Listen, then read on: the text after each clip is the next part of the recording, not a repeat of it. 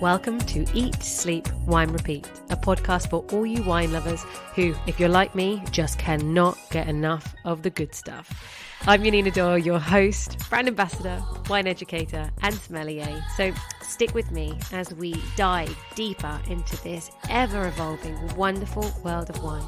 And wherever you are listening to this, cheers to you. Hello, wine friends, and welcome back to another episode. And today I am talking about old vines. So we will touch on what actually are old vines, where in the world regions are actually classifying specific vines and how old they actually have to be. What is the significance of old vines culturally, genetically, how they can help us in the future, the stories that they hold, how the flavour of the wines that come from old vines are different. And my deeper discovery into this was at Feudi di San Gregorio, an incredible winery in Irpinia within Campania in Italy. This is the area that is famous for the red grape variety Aglianico and also the white grape varieties Greco and Fiano.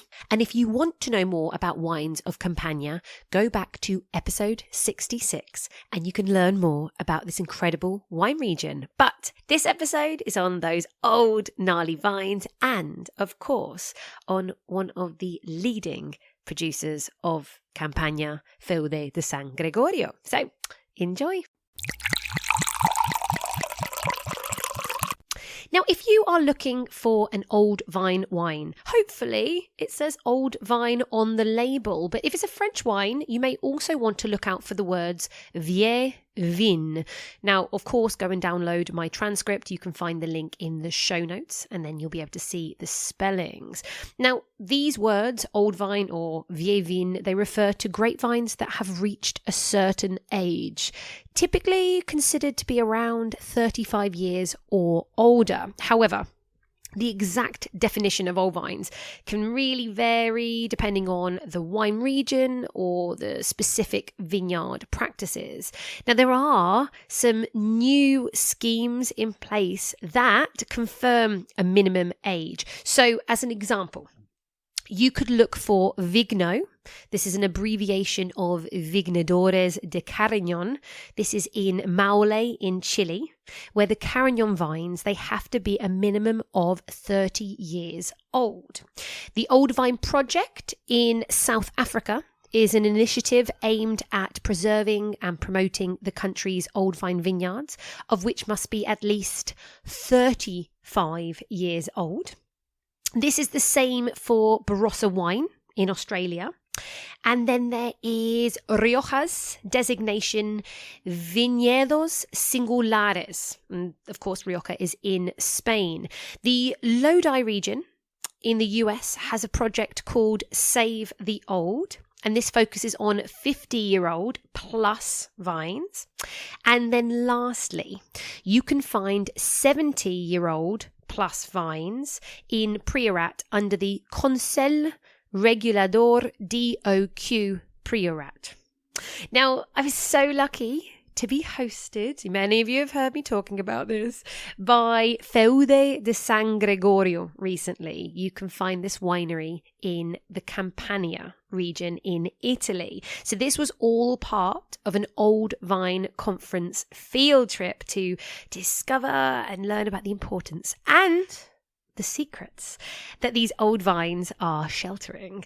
Now, I got to experience up close and personal the most magical vines I've ever seen in my life. Many of you may have seen them if you follow me on Instagram. And if you don't, go to @eatsleep_wine_repeat. And then you can go back a few months and you can see pictures of vines that, well, they look like trees. They do not look like anything that you can imagine in your own head. So these trees, these 200-year-old grapevines, they were the Aglianico grape variety, and they're found in their vineyards in Torazi, the region Torazi. They are trained in a pergola system. So this is a vine training system. It allows the vines to climb really high along columns and crossbeams. They are called, in this very specific training here in Campania, starsetta. And the vines are trained to an impressive 3 meters in height. So, of course, the use of ladders is an absolute must. Now, the branches, they typically hang down so that the vigor of the vine becomes less and less. It's super interesting and a whole different way of vine training that you may never have thought of. So do investigate this pergola system and certainly these old vines of Feudi di San Gregorio. If you want to see for yourself, in the wine region of Campania in Italy, there is a wealth of ancient vines. So I can definitely highly recommend going to visit this region, although there are many all over the world. And actually, the reason for why there's so many in this region is the volcanic soils of the region and the ancient marine soils that they have. So phylloxera, the evil louse that feeds on the roots of vines and, of course, eventually kills them, it can't survive in sandy soils, which both of these different types of soils, volcanic and ancient marine soils, they have a decent proportion of sand. In fact, 80% or more basically means they are practically immune to the attack of these aphids. Now, I don't think you can mention old vines without going into a little bit more detail on phylloxera, as these aphids were the reason that the majority of European vines became infected. This obviously started in the 1800s. And of course, with moving plant material across the world, phylloxera travelled with it. It is only Chile and Cyprus that have never had the appearance of phylloxera in its soils, meaning that they have many ungrafted vines, because choosing a rootstock that can handle this louse isn't necessary. So I want to talk a little bit more about the importance of old vines and what I learned on my trip. So old vines, they so often represent ancient or traditional grape varieties that may have unique genetic characteristics and adaptions. So for me, what seemed the absolute most important of everything is to preserve and to cultivate these old vines, because it helps maintain a biodiversity in vineyards and therefore can safeguard the genetic diversity of grape varieties. So this diversity can be crucial in the face of changing climates, which is, of course, a big talk right now, pests, diseases, as basically what happens is it proves a wider range of traits and has more resilience. So as an example, one of the main causes of vineyard decay is wood diseases. So if you could select new clones that are more resilient, this could help the health of our future vineyards, giving them greater longevity. It was interesting also to find out that using American rootstock and grafting Vitis vinifera vines on top is not just handy for handling the onslaught of phylloxera, which obviously is what saved the wine world, but also the rootstock has genetic material that allows it to handle drought quite well, because those Vitis species that came from America, they've grown to be able to withstand much more extreme heats than our Vitis vinifera vines. So Cabernet Sauvignon, Chardonnay, or as we're talking about Campania region, the grape variety Aglianico, for instance, they haven't had to deal with droughts in the same way and instead are more water tolerant, as an example. So using these rootstocks can help us with the lack of water that many wine regions are facing. However, it is not a magic wand, as I learned, as it doesn't tackle the growing global issues of climate. So in fact, looking at Italy, they are predicting, it's very sad, that wine regions in the south, such as Sicily, Sardinia and Puglia, will be desert by 2050. So this is why we want to look at those old vines, because they retain a genetic memory. So DNA that remembers and could have answers to what is coming in the future. So I found that really fascinating. It's also worth remembering that vines can't move, which means that they always are developing and getting stronger as they need to find ways to adapt. They have to be learning. And this is something that animals or humans don't have to do. And so old vines, they develop extensive and deep root systems over time. So these roots can penetrate deep into the soil, access far more water, more nutrients from all of the various layers. So for regions facing water scarcity and drought conditions, the deep roots of old vines can be far more resilient and better equipped to survive and produce grapes. Their ability to withstand and adapt to changing environmental conditions can contribute to sustainable vineyard practices. I think I might have mentioned in the episode before when I was talking about the criolla varieties of South America that with the Pais vines, so this is the original vine that came across to Chile and Argentina. Specifically, you can find the most in Chile now.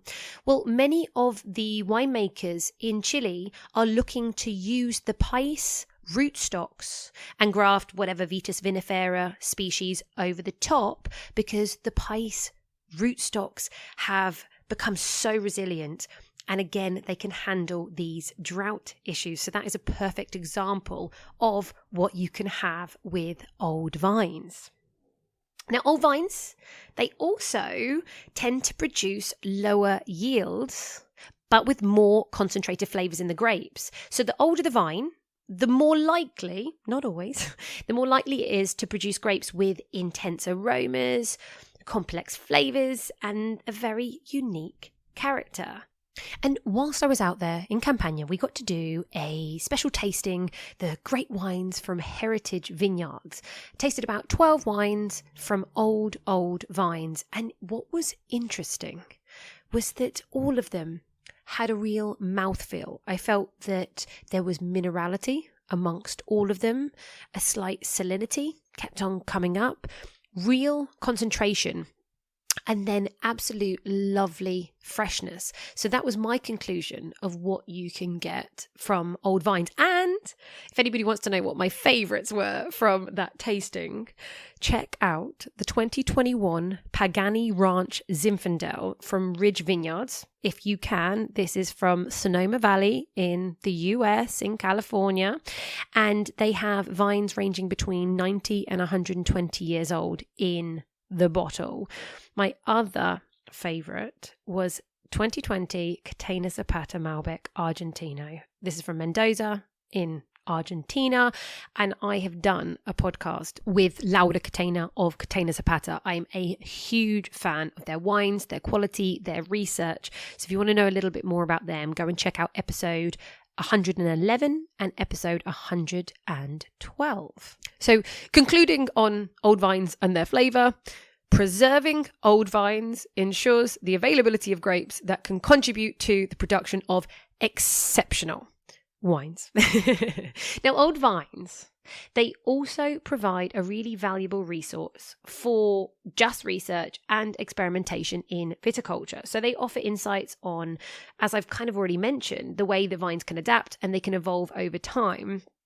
And they basically serve as living laboratories for studying vine health, vineyard management techniques, and of course, the impact of different environmental factors. So the knowledge that is gained from studying these old vines can help inform and improve vineyard practices for the future. And let's not forget the nostalgia, the magic and the romance part, which is actually my favourite. Old vineyards, they carry historical and cultural significance. They can be so deeply rooted in the traditions and the heritage of a particular wine region. After my trip to Campania in Italy, I was able to understand the history of this area, which was a real crossroads for travel and for trade. So it has both the influences from the Etruscans and the Greeks. I mentioned the old 200-year-old vine trained in that type of pergola system. Well, this was their way of training vines for the Etruscans. They were farmers and they didn't travel. The oldest vines can in fact be found in the Pompeii region, and they would always be training the vines high, so either supported by trees or by using stakes. Whereas the Greek viticulture, they were merchants and they travelled, meaning that they would often be moving the vines. So they were very much about bush vines, which is fascinating. And you can see this in other vineyards closer to the coast or further down south. So preserving and maintaining old vineyards allows for the continuation of winemaking practices that have been passed down through generations. It honours the history and the legacy of winemakers who have contributed to the development of a region's viticultural identity. And that, for me, is the magic. Now, if any of you want to explore more the Old Vine Conference, so this was started by Master of Wine Sarah Abbott, and to quote her, she says, "The Old Vine Conference is galvanizing a global movement to nurture and value old vines and their wines." So I encourage all of you to explore a little bit deeper, and you can always follow them on Instagram at Our Old Vines, and you can see if there are conferences going on or talks, or if they're recommending specific old vine wines to try. And their website is www.oldvines.org. You can also go to the Jancis Robinson Old Vines Register.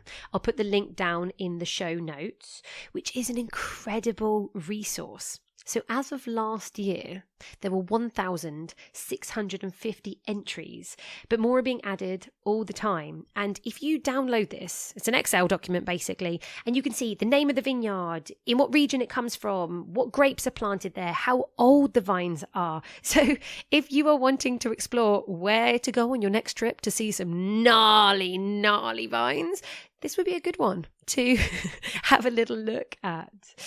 So in conclusion, what I realised from my trip with the Old Vine Conference was, while old vines alone cannot solve all of the challenges that are faced by the vine growing industry, they do play a significant role in preserving biodiversity, maintaining quality, and providing resources for the future of vine growing.